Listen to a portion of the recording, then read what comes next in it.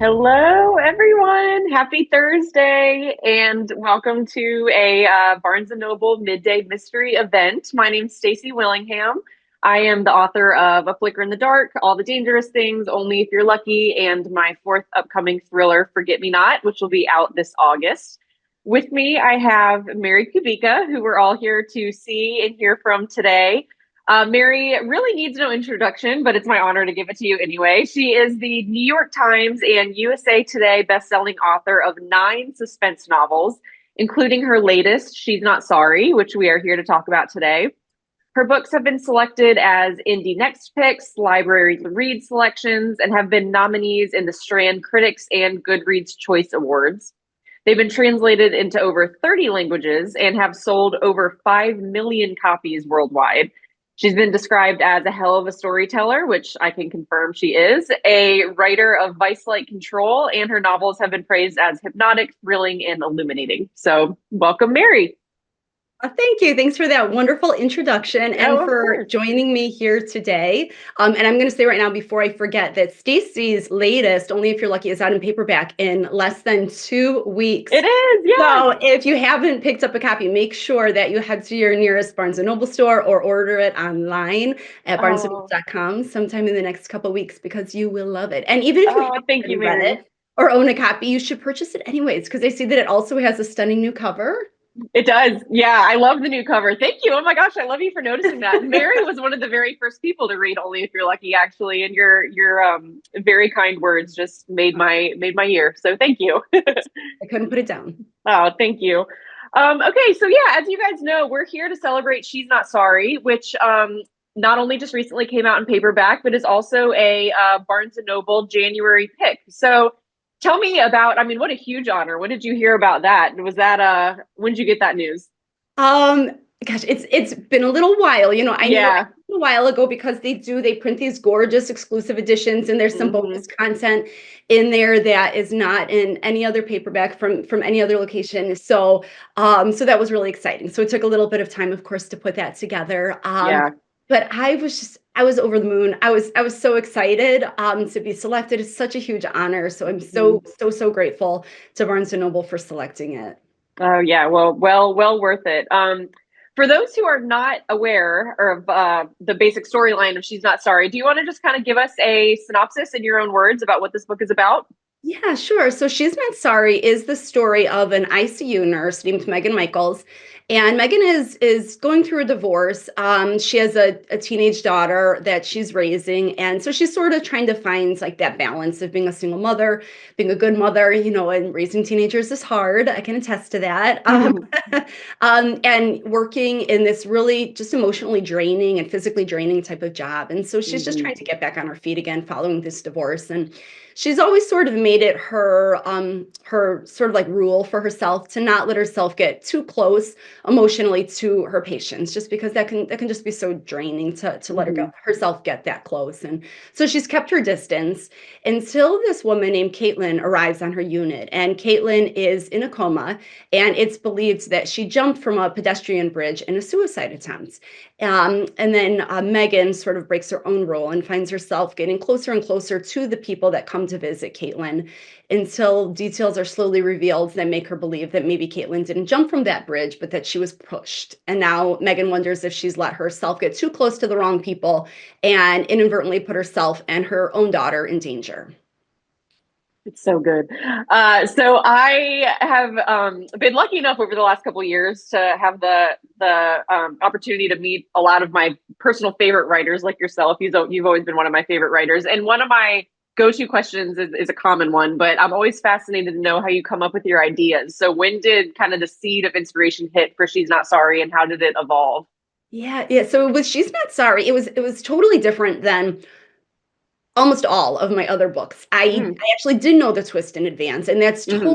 totally different for me. The only other twist I knew in advance was The Other Misses, if you read that one. But Uh-huh. every other book I go in with just kind of a starting point, this crime that needs to be solved, and I sort of figure it out along with my readers and my Yeah. characters. With She's Not Sorry, though, it came to me the other way around. And it was more of a concept. I think it was much more deliberate than any of my other books. And I started to think, It is a whodunit, but I wanted sort of more than a whodunit. I wanted just one of those stories that really pulls the rug right out from under you, where everything you thought was true turns out not to be. And so it's sort of I sort of went in with lofty expectations, but Mm, that was what I wanted to do.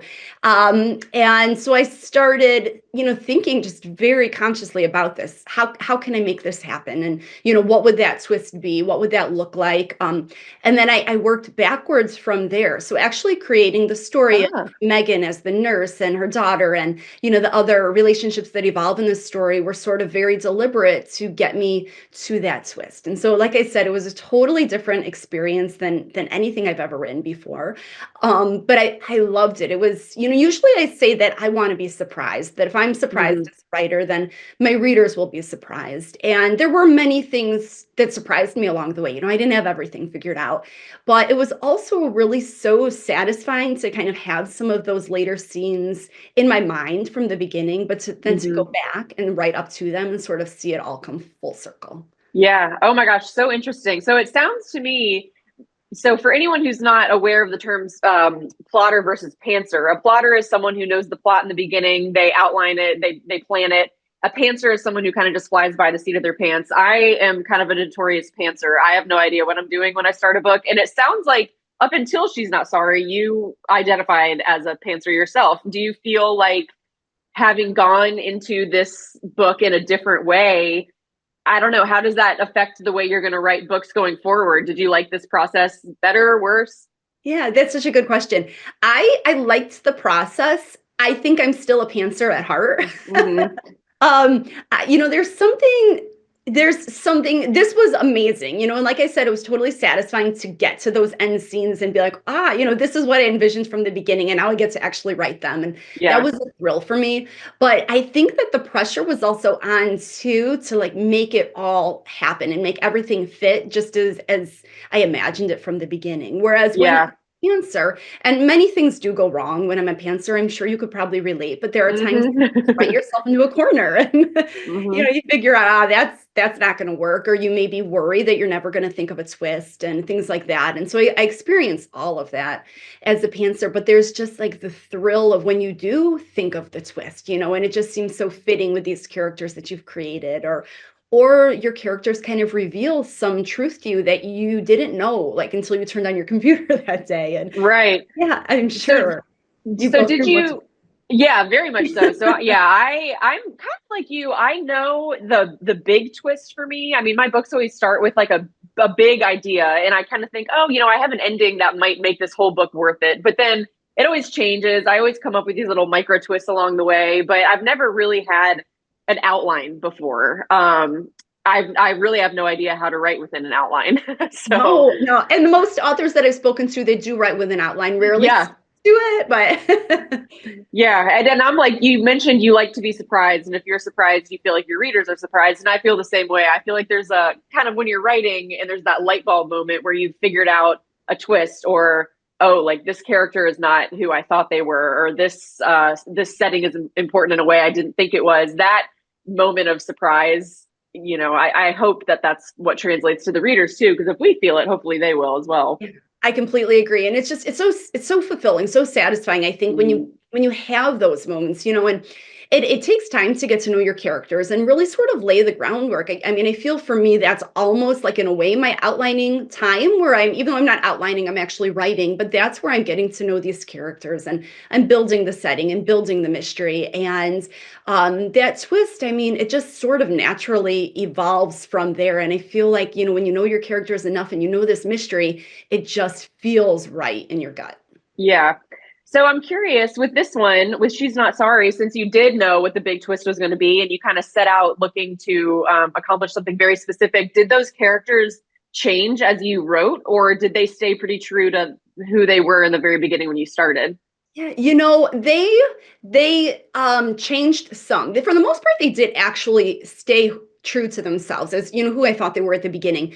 Hmm. But they just became so much more developed. The more I got to know them, the more they revealed to me about, their backstory and their motivations and maybe some secrets that they were harboring and things like that that I had not already thought of. So they became a lot deeper to me during the Hmm. process of writing it as I got to know them. And so there were many, secrets and smaller twists and things like that that were Hmm. revealed throughout the writing process, just as a matter of getting to know the characters and really diving into that mystery, deeper than surface level. Yeah. One question that I had almost the whole time I was reading the book, and I've actually noticed quite a few readers ask you the same question on your Instagram. You have the book is about an ICU nurse. We have comas, we have traumatic brain injuries, and you seem to have a lot of medical knowledge. I mean, it's hard. Research for any book is hard, but especially when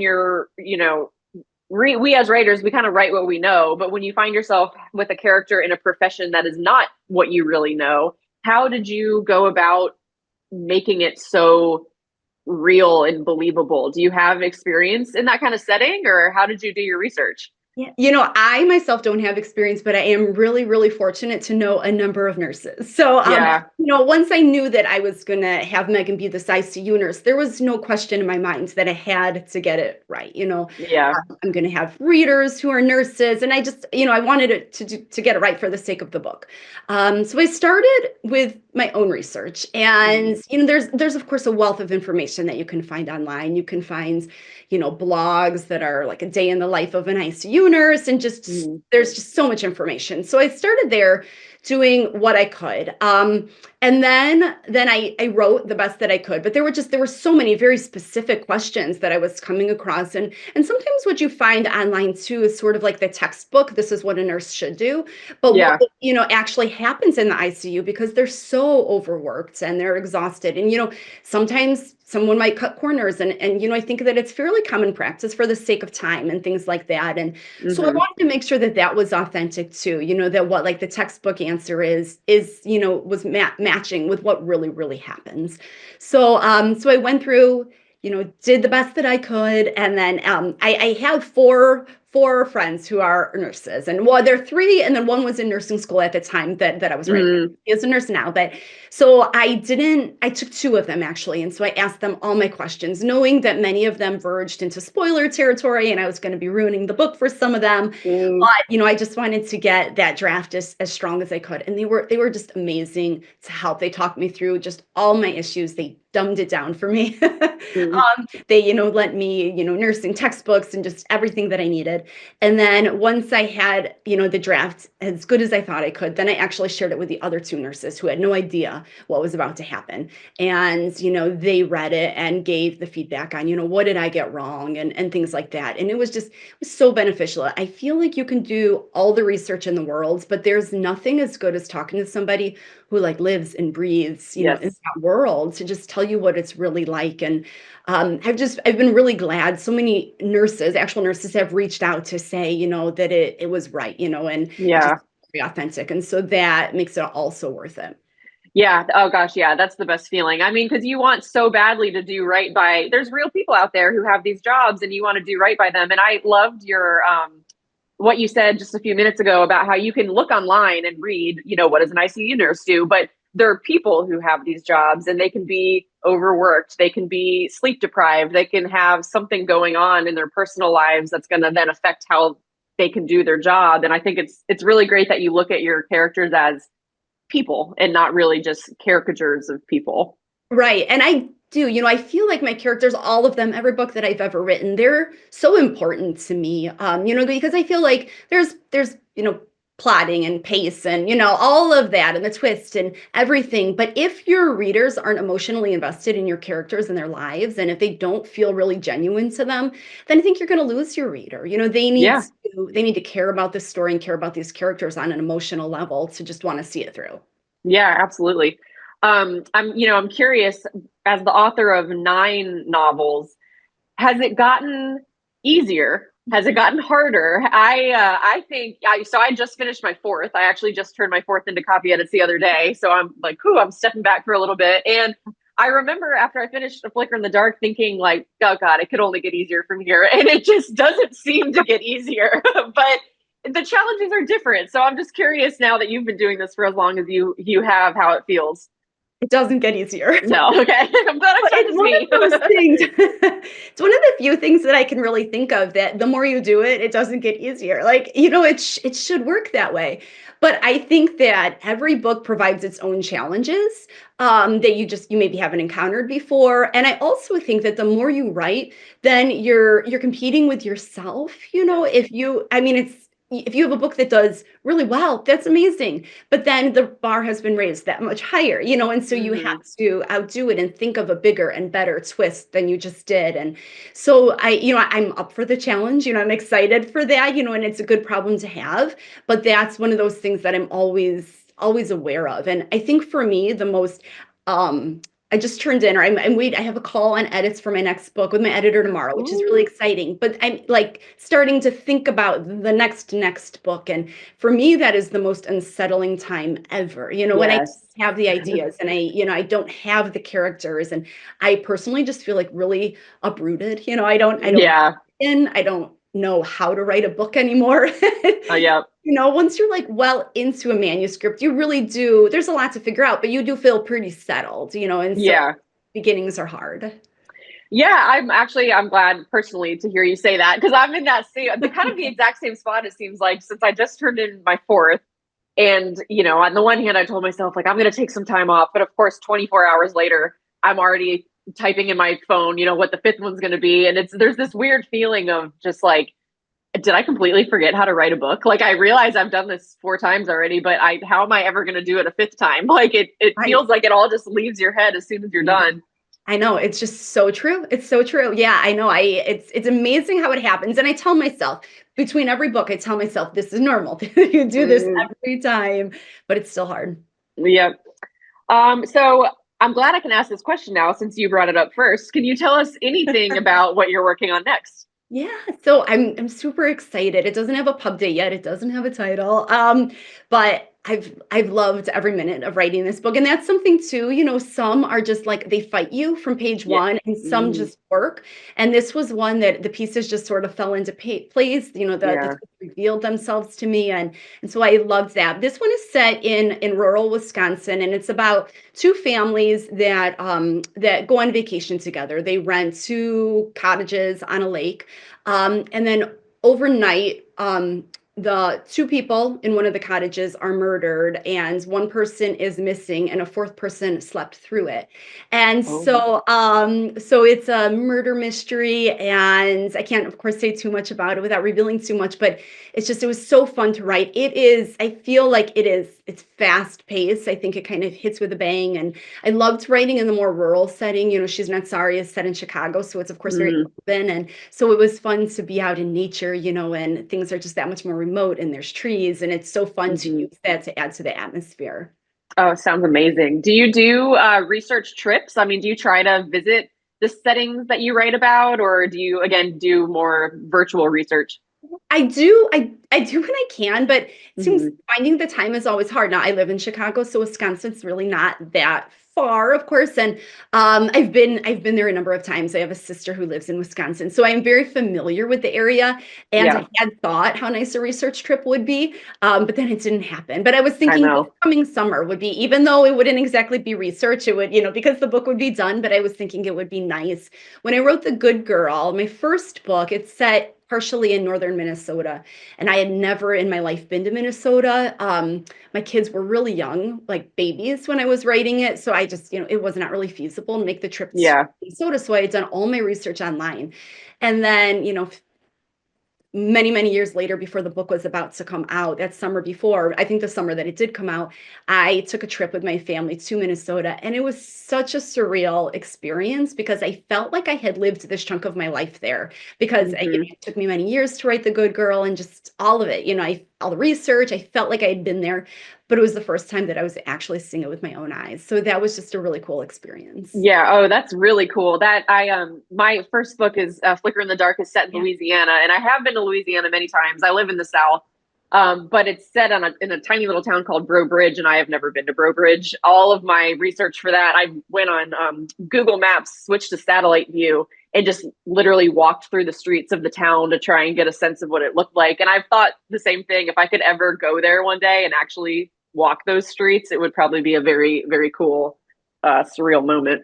Yeah, for sure. It's like you've been there and you have, in your Hmm. imagination. But yeah, it's amazing with technology. You're talking about Google Maps and just, I remember I would find all sorts of webcams and things like that that can make you really be there when you're not there. Yeah, yeah. Oh, that's great. Okay, I have 30 questions here from readers that they've submitted. So I'm going to switch to that so I can try and get through them all. I'm also going to go ahead and say there is a Q&A module that readers, if you weren't able to submit a question, please feel free to do so, and I will try my best to get to them. I'm going to go through these ones that were pre-submitted first, but I'd love to try to get to all of them. So I'm going to start with this one from Amy because it's a really good question. If you could be any character in one of your books for a day, who would it be and why? Ooh, good question. So most of my characters are living like in a nightmare. So Yeah, yeah. I want to be stuck in any of their lives for a day. We do But some terrible things to these people we make up. right.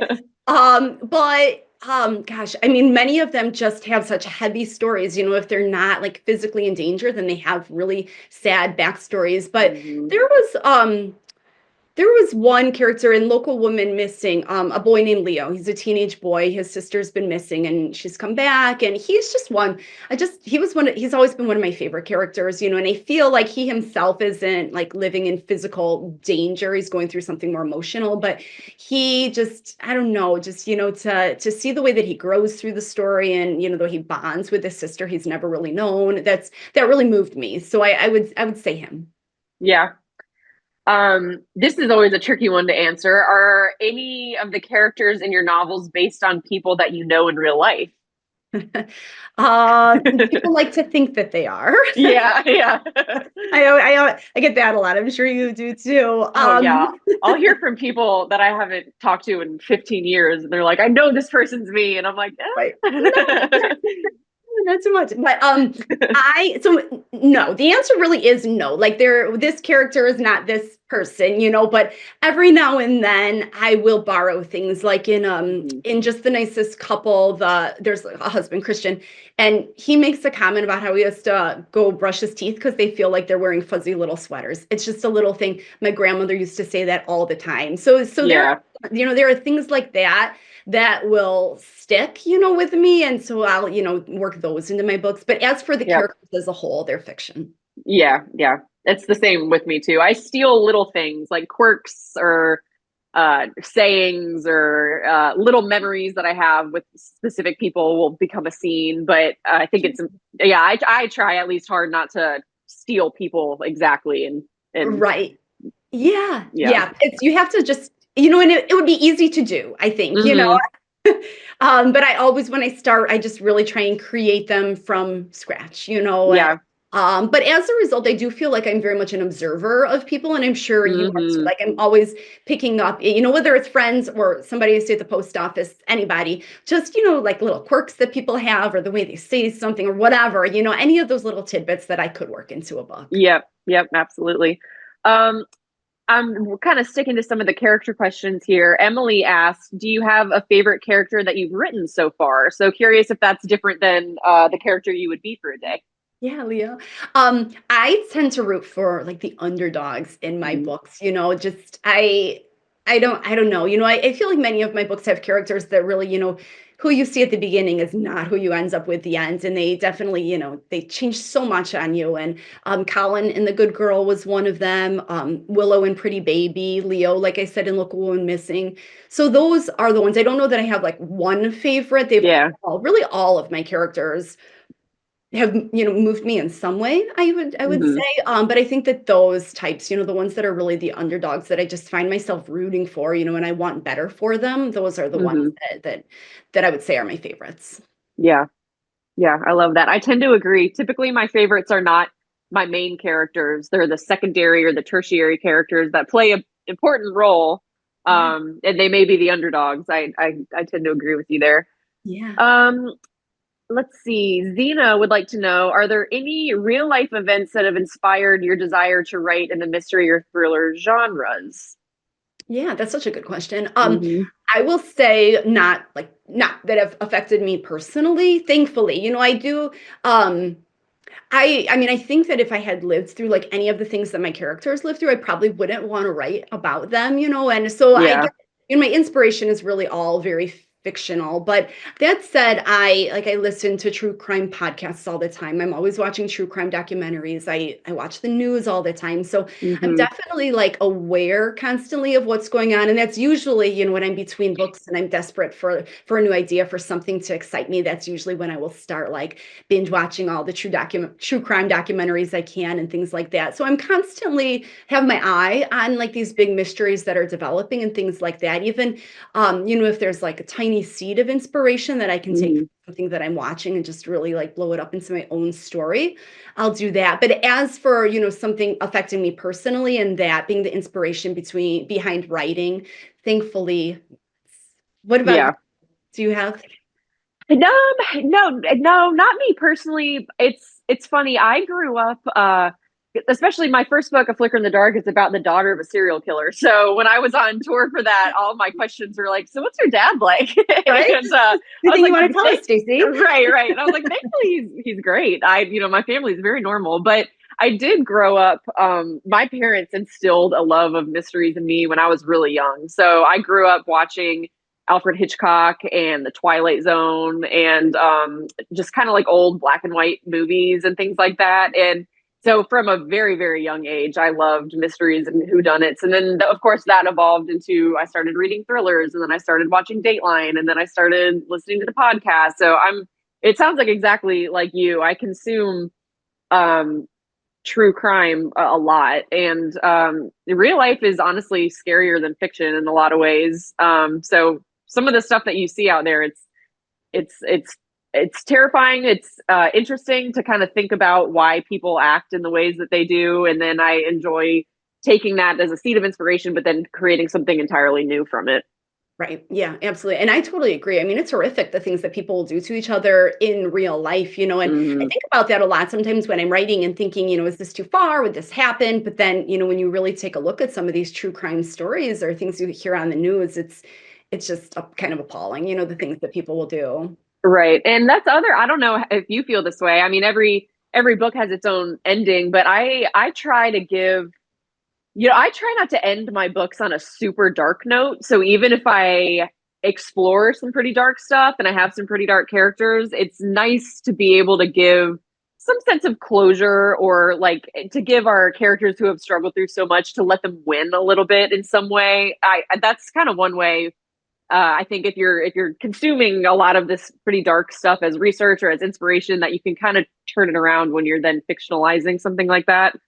Yeah, I completely agree. I would not say that I don't think any of my books has an actual happy ending. Yeah, mine either, but Spoiler alert. yeah.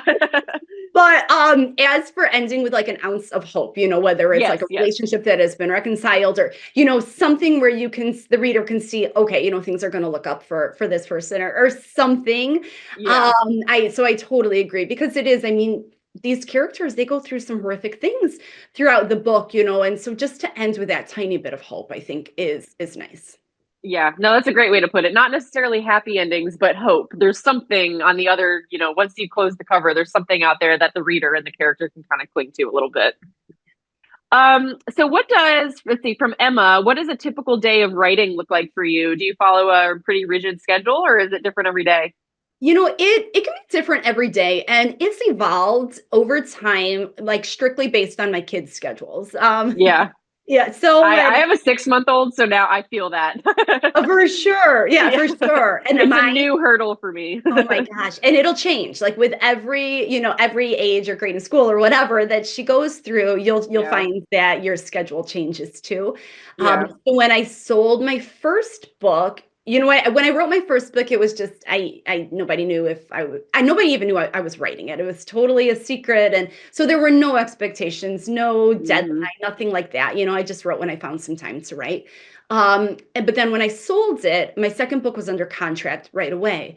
And my kids were, I think, my daughter was in kindergarten at the time, but my son was still in preschool. And he went like 4 or 5 hours a week. So by the time like I dropped him off and got back home, I could barely get the computer on before I had to go back and pick him up again. And so Yeah. I knew that wasn't going to happen. So I got in the habit of waking up at 5 every day then. And so I Hmm. would write from 5 until probably 7, whenever they woke up. And so almost those 2 hours a day were almost the only writing time that I had the whole day. But Yeah. I did it every single day, 7 days a week, 14 hours a week. I had that morning time to write. And I think sometimes it's just really incredible what you can get done when you just have such limited time and you have to prioritize.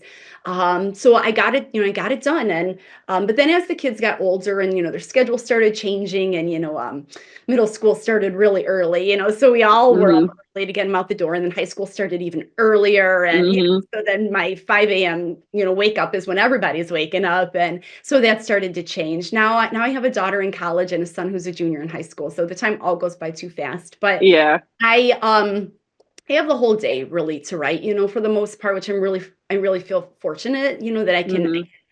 do this for a living, something that I love so much. But I still do wake up early as best as I can. I wake up early. I do that morning writing time because for me, it's just my favorite. I don't know, my mind is Yeah.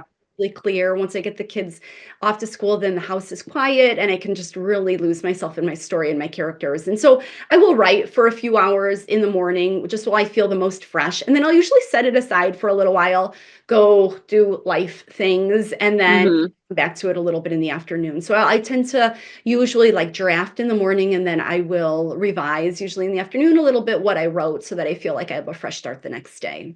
Yeah. Yeah. That makes sense. Yeah. Does it take you about how long does it take you to write a book? Is it pretty similar for every book, or does it just depend on the story and what kind of trouble it's given you? It really does. There are days where it's just flowing and, Hmm. then I could just write and write and write. I know a lot of authors will do like a word count, set a word count goal for themselves. And I think that I really don't. I know sort of maybe Yeah. ends of the month where I want to be or things like that. But I know that there are some days that the words are going to flow. And then there are others that like I could barely put a whole paragraph together to save my life. And it's just, Hmm. probably where my mind is, where I'm at in the story. If, I'm at a part that I've kind of Yep. figured out or if I'm struggling with some issue. So that all depends. But for the most part, I have overall slowed down a little bit. I think too, like we were saying before, the more books that I've written, then there's just that it's I want to take the time to really develop characters that are different, than they were in a book 3 books ago, or just Yeah. twists that are brand new, and just to take the time to do that and make these books feel really fresh. So I would say that I'm probably finishing a draft of a book in maybe 9 months, and then my Yeah. editor and I'll go through revisions and things like that for the next couple months. Yeah, yeah, that makes sense. Yeah. I'm the same way. I for the longest time really was pressuring myself to hit daily word counts. I find it so interesting how all these authors I meet, we all produce kind of the same end product. We all write a book, but we all do it in such a different way. And I can't do daily word counts. I would try to stick with it, and some days it just doesn't flow, and then I would feel so much pressure to get those words out, but then I would just delete it all the next day. Yeah. And I try to remind myself, it sounds like you kind of have a similar philosophy, but even just thinking about the book is working on it. I mean, if I go on a 3 mile walk and just think about the plot holes the whole time, that's working. If I'm not, even if I'm not sitting in front of my computer and typing. Yeah, and I think that there is nothing more frustrating than staring at, words that won't come at this blank page. Hmm. It just has like the opposite effect. I think it makes you start to get down on yourself and, so it's just never good. So usually when I hit that rough patch, which, it always happens, people ask, do you get writer's block? I do. Like, I don't think I know a writer Yeah. who doesn't get writer's block. So when that happens, I will pack it up and I'm the same. I run. And I think that I do most of my best work when I'm running, because then I think you can brainstorm and you can think through all of those ideas while you're not staring at that page. Right. Yeah. Your twists, they're incredible, especially the big twist and she's not sorry. Do you find it tricky to write twists that are shocking but also believable? Yeah, yeah. I do. It takes effort, because I think as Hmm. a writer, and I'm sure you feel the same, you want to find that balance between a twist that is shocking and totally, takes your reader off guard, but is also like if they were to do a reread, they'd have that aha moment. It was Right. hidden in plain sight, one of those Right. that the twist is earned and that you haven't manipulated your reader. Um, Right. so it's that delicate balance, and as a writer, I think sometimes we get so close to the story that I know I ask myself 100 times, like, is this too obvious? Is this too obvious? And that's so a couple things there. That's where extra reads really come in handy when it comes time to share with like my editor and my agent or other early readers. That's so beneficial to me because, like I said, you as a writer, I get too close to the story. And so it's so helpful for someone to come in and say, I saw this coming, or I had Hmm. no idea about this, just to kind of reaffirm some of the things I might be thinking. Hmm. I also have started relying on more than one twist. I Hmm. I think that everything in a book like this hinges on surprising the reader, and these are smart readers, and they're Yeah. they're They're really so hard to trick. I know. And they've read, this genre thankfully is really popular right now. And I Yeah. think it always has been, but that just means so many more twists from other authors that are happening all the time. And so readers are getting, they're predicting them. And so I feel like if I have two or three twists, then even if a reader can guess one, hopefully there's still a lot for them to be surprised by. Yeah, I do the same thing. I think it kind of, maybe as pantsers, it comes about naturally because even if we have one big twist in mind, as we're writing, things reveal themselves, and naturally another one, two, three twists kind of pop up as you go. But that's what I tell myself. I'm like, if people guess one twist, they're not going to guess the other three. Like, there's no way you can get all of them. Right. I know. That's exactly how I feel. Like you'd have to be, Yeah. you should go play the lottery then. Yeah. Okay, Mandy is asking, what is one piece of advice you can give to people who would like to become writers? Yeah. Such a good question. Mm, I'll say a couple things. So one is, I mean, I think some of the things that Stacey and I have talked about here too is like, know that writing is hard and that all writers get down on themselves. And it's just sort yeah. of the process. So, if you're writing and you write something one day that you think isn't very good, just keep going or take a break and come back to it tomorrow because you might be able to see it in totally different light, after taking a little break from it. And we're just always our own worst critics. So, I Hmm. bet you that if somebody else read whatever you wrote, that they would probably really like it or have some great feedback for how to make it even better. So just know that all of that is something that writers experience all the time. I think too, knowing you don't have to have the whole book figured out. People will ask me that, I can't even begin because I don't know how it's going to end. And, as Stacey and I have just said here, we're both pantsers. We almost never know how our books are going to end. So there's just so much about diving in and getting to know your characters and just seeing where it leads you. And I think that getting feedback from other people is so, so beneficial. When I wrote my first book, I said earlier that I did it in total secrecy. I didn't let anybody read it until I had an agent, and only Hmm. agents could read it. Still, my husband couldn't read it. And, and so I really kept it close. And Yeah. I think that now that I've learned that like it's okay to share and that feedback is only beneficial, I think that that's been so great to feel more comfortable doing that and getting that feedback because it really does help elevate a book, but also knowing that feedback is incredibly subjective. Uh, Yes. Yes. you could give your manuscript to five people and they could tell you five different things. So just knowing in your gut too, like what changes you want to make to your story. Right. Yeah, that's really good advice. It first of all, it's funny. I did the same thing. I kept my writing a secret for 7 years. Nobody knew I wrote A Flicker in the Dark until I got a book deal. And yeah, I mean, I kept it from my roommates at the time, my all my friends. And Okay. so when I announced it, they were like, "What? Like what have you been They were doing like, for you 7 did years?" what? Yeah. But it's scary to let people read what you're writing. It's very, in a way, writing a book is kind of like letting people read your writing is almost like letting them read your diary because you put a lot of personal stuff in there and you really it's it's what you spend your whole days, weeks, months, years just pouring your soul into. Yeah. um You feel but really to exposed. And I know, for yeah. myself, it was so much easier to get all this rejection from agents that I never had to like sit down at Thanksgiving with, Yep. look in the eye. So Yeah. those no's were a lot easier to take than, if I had shared it with other people and, if they didn't like it or whatever. And so I think it Right. takes time for all of us to kind of build that, just that, feeling good about ourselves and feeling ready to share with people. And I also think it took some pressure off because I didn't have Hmm. anybody asking how my book was coming and Yeah. Yep. if I never finished it, nobody would have known but me.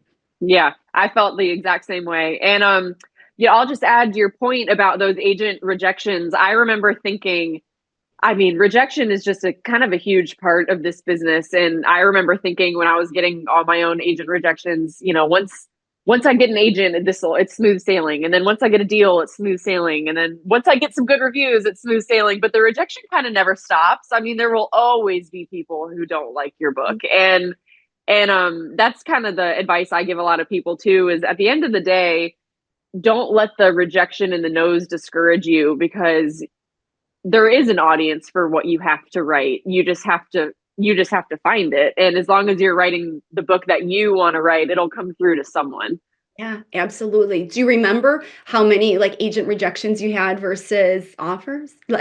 Yeah, I got rejected by 115 before I got my agent. Yeah, I'm about the same. It's about 100 Yeah. rejections to one agent, so Yeah. the rejection is out there, but just power through. Yeah, yeah, totally. I mean, and I've only had one agent. I'm with the same agent that signed me with the Flicker in the Dark. So it is true when they say you just need one yes, that's all you need. So imagine if I had stopped at 114. I think about that all the time. Oh my gosh, yes, so true. Yeah. Okay, let's see. Let's see, I don't want to venture into spoiler territory here, but Janine is wondering, was there a hardest scene for you to write and she's not sorry, and why? Yeah, that's a really good question. So this is not, I'm gonna be very vague here to avoid any Mm, spoilers, but there's a part one and a part two.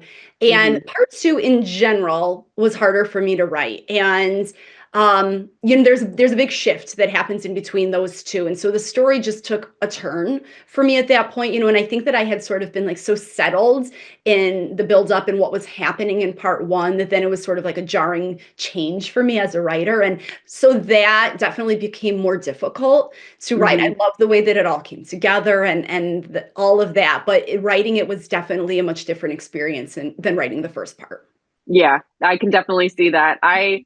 For different reasons, also tend to not struggle with endings, but there's a lot of pressure to get it right. You've spent, 350 or so pages trying to lay the groundwork and just have the perfect payoff. And sometimes it takes a while to get it there. It really does, yes. Let's see. Katie is wondering, did you learn anything about yourself after writing this book? Oh, that's such a good Yeah, question. that is a good question. I kind of I think in general with my books, I have learned that I must have like a really much darker inside than I realize. I think that people read my books and assume that I'm a very dark person. I'm not. I Yeah. kittens. Like I am afraid of the dark. Like I am pretty wimpy. But I do notice that things happen in the books, and people will say like, "Oh my gosh, how could she do that?" And I think, oh, well, I would do that. So Mm, and again, I'm being very vague to not avoid or to avoid spoilers, but there are things that happens at the end that I think, well, I would have done the same thing, and yeah. I go to book clubs to talk to readers and they're like appalled by some of the decisions that people are making. And I realize like I must really have this darker in Yeah.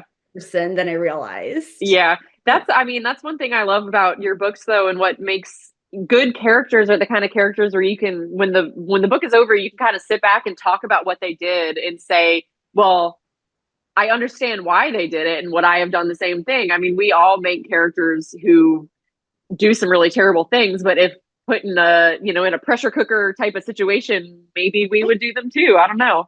Which we don't know because like thank goodness the majority of us have never been in the same situations as characters in either of our books. And so I think it's just so fascinating really to kind of pose those questions or to read books and to then sit back and have those discussions. Is Yeah. there one thing that you've learned from one of your books that you've read or something about yourself that you've learned? Oh man. That's a really tough question. I would say Not so much like I don't think I've learned anything from any of my particular plots or characters about myself, but I've learned in over the last few years of writing full time that I writing a book is really hard. And with every book I've written, there's been a moment where I've just been like, I'm going to throw it away. Like, I can't do this. And every single time I've done it. And so I think I've managed to, I think over the last few years, I've learned that, I can overcome some pretty tough obstacles and I can, especially I mentioned I have a daughter and the process of writing my fourth book was very hard because my first three, I was lucky enough to not really have a whole lot going on in my life. I could dedicate long stretches of time to writing. I was in my 20s, and with Forget Me Not, I had a sick family member. I was pregnant for the first time, which was a whole thing. I had a newborn, and then I was juggling childcare, and I think I've just learned, like if this is something that I love to do, and I do love it, then I'll make it work. I mean, no matter how long it takes, how many revisions it takes, like I know I can do it. And so I guess to answer your question, there's been like a new level of confidence that's kind of grown in me over the last few years as I've been doing this longer. I love that. That's amazing. Yeah, That thank you. resilience. Yeah, I love that. It's because I mean, like you said, I think every author has some level of imposter syndrome, and as I've learned, all my favorite authors have it. So Yeah. it makes it Yeah. easier when you know you're in good company. Agree, I agree. Which I think is so nice that, I mean, especially the thriller writer community is just so warm and welcoming. And I think it's been so nice to be able to connect with authors, whether in person, at festivals, online, whatever.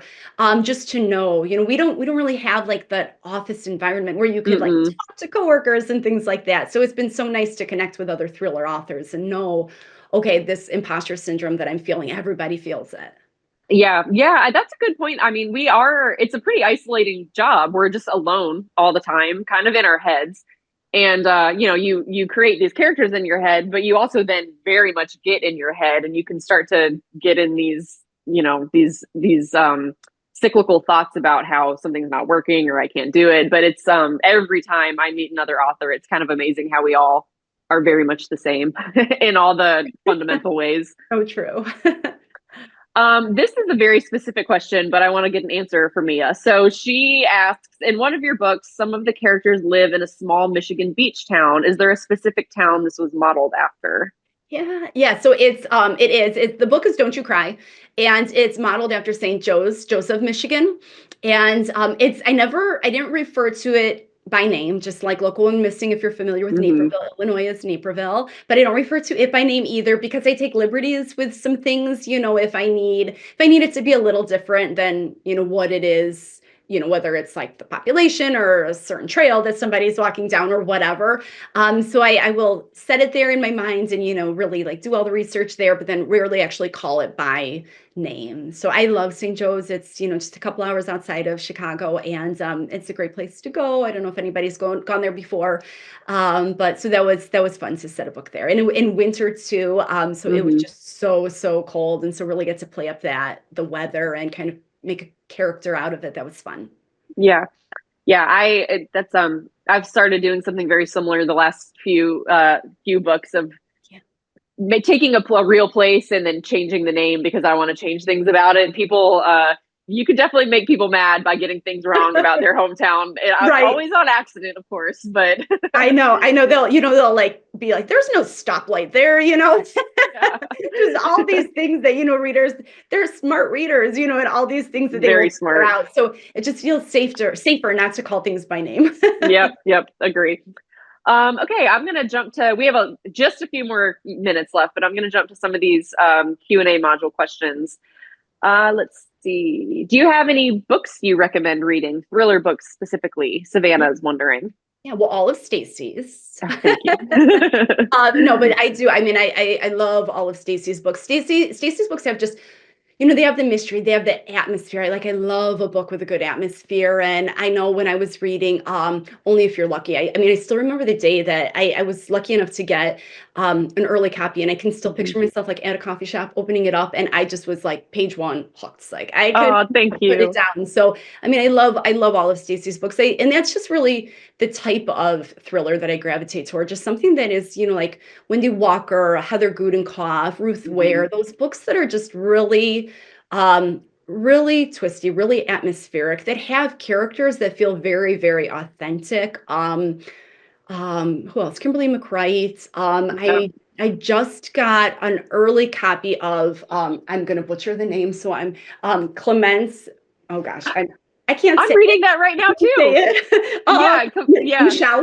So this one comes out, I think, later this year. Is so good. I'm like loving it Nice. so far. So, gosh, there's just so many. Alex Finley. There's just so many incredible writers out there. I know I'm Yeah. missing so many, and I'm just Megan Miranda. My gosh, I could go on and on, but just so many Yeah. incredible thriller writers out there. There's a lot of really good thriller writers right now. That's so funny. I just started Our Last Resort yesterday too, and so far I'm hooked. She Clements wrote The Quiet Tenant, which was pretty Yes, big last year, if anyone yes. has read that.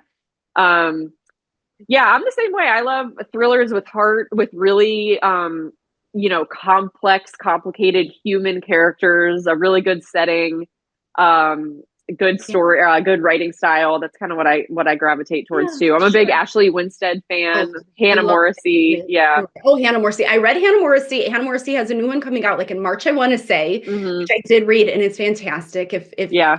I have haven't been read that one following yet, her Black so Harbor series, it's the fourth and maybe the last. yeah. I haven't read Ashley's new book, but I know she has one coming out this year that's getting like rave reviews, so I'm Yep. excited to read that.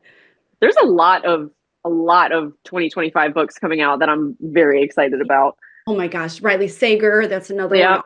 love his books. Um, okay, so Ashley is wondering, would you ever do a sequel to She's Not Sorry?